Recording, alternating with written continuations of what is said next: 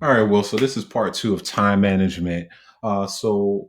Sam taught me about the principles lesson plan. Schedule your instructional work ahead of time to meet or exceed your goal. And so we could explore down the line whether or not you want to utilize something like Sam as an approach. I mean, I got really good at it, so I can kind of walk you through it. But on Sundays, I would actually set my time up. I would literally create my calendar for the following week and possibly the next 2 weeks. And so I would make sure all of my instructional work, my observations, my team meetings that I wanted to be present at, I made that time built in. I also had my secretary and I brought in my director of family engagement because they were my first responders who when we met I also said like these are the big priorities for me for this week. Both of them were holding me accountable, so when parents call and say, hey, I need to meet with Mr. Martin, what they did was they had blocks of my time that said like parent time. So if parents needed calls, parents needed to meet with me, there were blocks in my schedule that were specifically for parent engagement.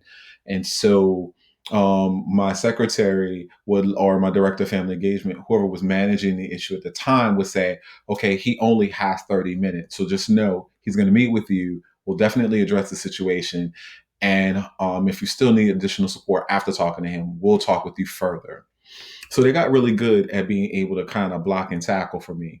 That's why relationships are important. And they knew what the goal was, and they knew that it was benefiting the entire school when they had that. I had printed out my calendar. So my secretary, my director of family engagement. So my first responders had my calendar. They could see and view my calendar and see what was happening.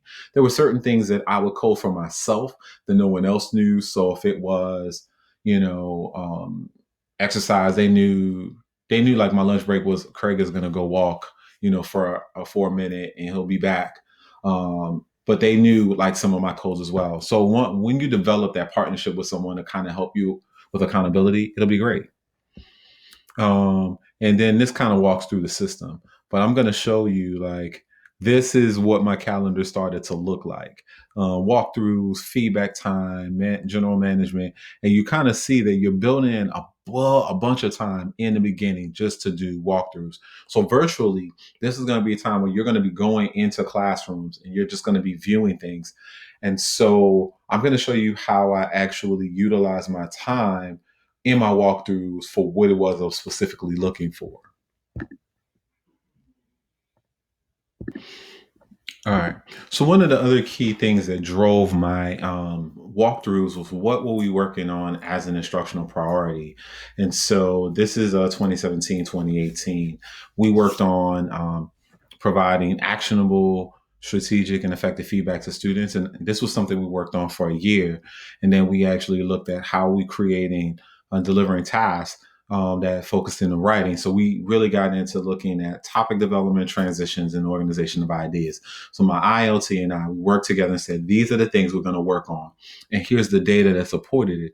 So we looked at the data in August and September to really curate what is our why. And so we said, only 28% of our students were actually scoring a 2 or above. So that's why we had to work on topic development. Our kids were not actually doing that work. So you can see and imagine that if this is the work, and we're talking about feedback, all of my professional development, all of my debrief sessions, everything that I'm sending out during the week in communication to my staff is going to be on like these are the things we're going to work on. So what you would then see is my teachers got this on Sunday. They got my mark memo. I got good and I started to send it on Fridays because I did realize that if I send it on Friday and I built in time on Friday in my calendar to do this mark memo, then people knew over the weekend as they were doing their lesson plans, like I would do as a teacher, what was Craig expecting.